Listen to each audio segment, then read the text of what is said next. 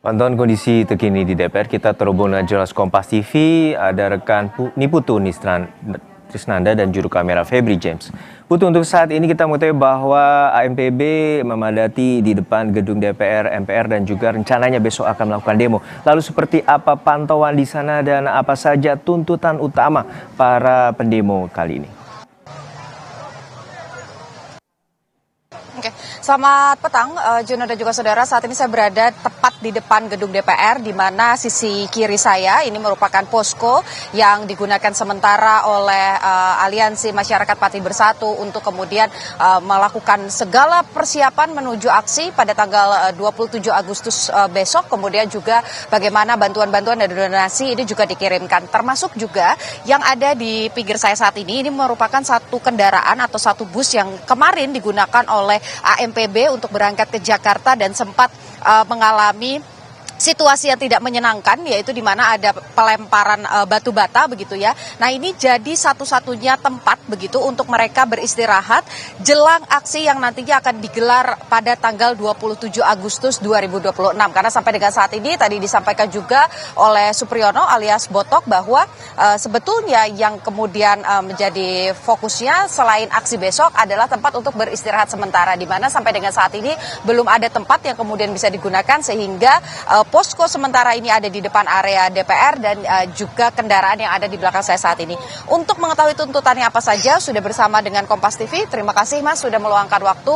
Ada Mas Vander Waruwu yang merupakan perwakilan dari tim advokasi dan juga Mas Didik yang merupakan tim humas dari AMPB. Saya ke Mas Vander terlebih dahulu. Ini kan kemarin sempat ada informasi bahwa tidak akan ada aksi, kemudian tadi juga dikonfirmasi oleh Mas Botok bahwa aksi akan tetap berjalan.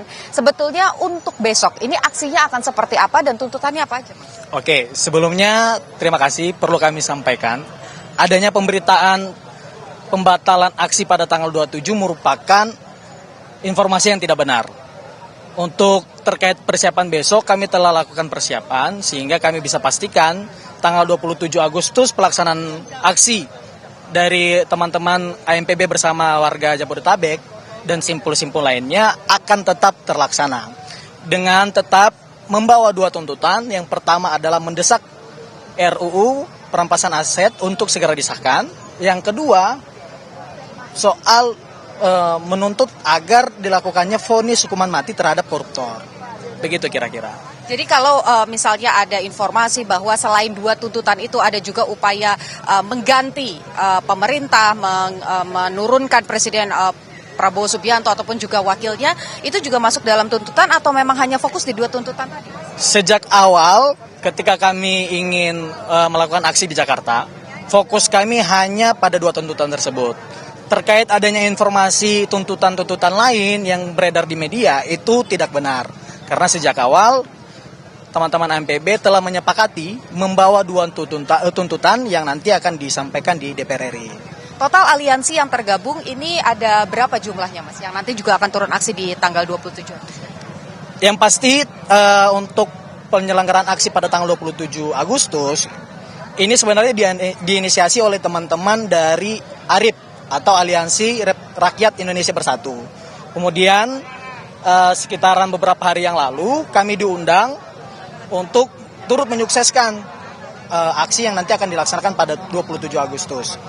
Karena tuntutannya sama dan juga keresahan yang sama, sehingga kami dari AMPB berangkat menuju Senayan untuk menyampaikan aspirasi secara langsung. Dan ada beberapa simpul-simpul lain yang jelas teman-teman dari sekitaran Jabodetabek dan kota-kota yang lainnya. Ada 35 betul, Mas? Untuk AMPB sendiri ada sekitar 35 orang. 35 aliansi. 35 aliansi itu kami belum bisa pastikan, tapi yang betul sudah terkonfirmasi saat ini ada teman-teman ARIP, kemudian ada masyarakat Betawi, lalu kemudian ada barusan tadi dukungan juga dari teman-teman BEM Universitas Indonesia dan juga kota-kota yang lain. Mas, ini kan yang tentu tuntutan-tuntutan ini harapannya bisa didengar secara langsung, kemudian ini kan juga menjawab undangan begitu ya dari Ketua DPR RI Puan Maharani untuk mendapatkan apa sebetulnya masukan dari masyarakat terkait dengan perampasan aset. Sampai dengan sore hari ini, ada perwakilan dari DPR atau pimpinan DPR yang berkomunikasi dengan AMPB? Saat ini masih belum, terkait adanya upaya untuk berkomunikasi dengan AMPB. secara resmi ya, belum ada. Yang kami harapkan semoga besok tuntutan-tuntutan yang sudah kami sampaikan dari berbagai media itu dapat didengarkan dan juga dapat direspon langsung oleh DPR.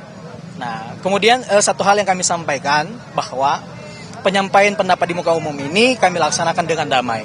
Karena sejatinya gerakan ini hadir, gerakan ini muncul karena keresahan masyarakat Pati terhadap tindak pidana korupsi. Sehingga kami sangat membutuhkan ya, dan kami juga menginginkan adanya partisipasi publik dalam penyusunan RUU perampasan aset. Dan kemudian pembahasan mengenai RUU perampasan aset ini kami harapkan agar diseriuskan. Dan seperti yang kita tahu, belakangan baru kemudian RUU perampasan aset ini masuk dalam prolegnas. Nah, sehingga menurut kami adanya gerakan ini memantik agar penyusunan RUU perampasan aset bisa dibahas secara bijaksana. Dan sifatnya sekali lagi kami tegaskan, kami bukan memburu-burukan. Kami ingin adanya partisipasi publik. Kami ingin pembahasan RUU perampasan aset ini diseriuskan, dijadikan agenda utama dalam pembahasan di DPR RI. Nah, Mas, yang jadi pertanyaan saya, ini kan juga dari pagi tadi sampai dengan sore hari ini donasi terus berdatangan. Ada yang bawa air mineral, ada yang bawa makanan juga, termasuk juga menyumbangkan uang begitu ya. Nah, ini singkat saja, sebetulnya kalau bicara soal bantuan donasi dalam bentuk uang, kemarin kan sempat diblokir. Nah, sampai dengan saat ini gimana, Mas, bantuan-bantuan? Ya, karena adanya pemblokiran ya, sepihak atau istilah lain dari pihak kepolisian adalah penundaan transaksi. Semakin membuat masyarakat itu untuk tetap bersatu dalam gerakan di tanggal 27. Sudah mengetahui kalau rekeningnya sudah kembali dibuka, Mas? Itu sebetulnya sudah dibuka? Sampai saat ini kami belum menerima surat resmi ya dari pihak Mandiri maupun kepolisian mengenai pemblokiran atau penundaan transaksi.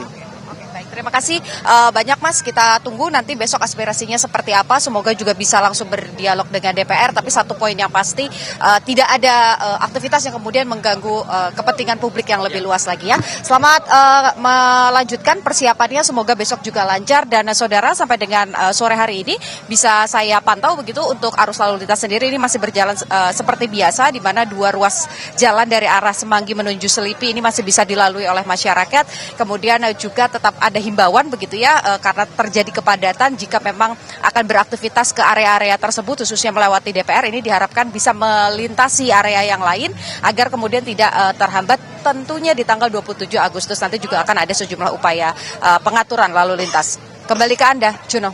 Baik, aksi unjuk rasa akan tetap dilakukan esok hari dan tuntutan utamanya adalah pengesahan bagi RUU perampasan aset dan juga vonis mati bagi koruptor. Terima kasih rekan Niputu Trisnanda dan juga juru kamera Febri James dari Gedung DPR Jakarta.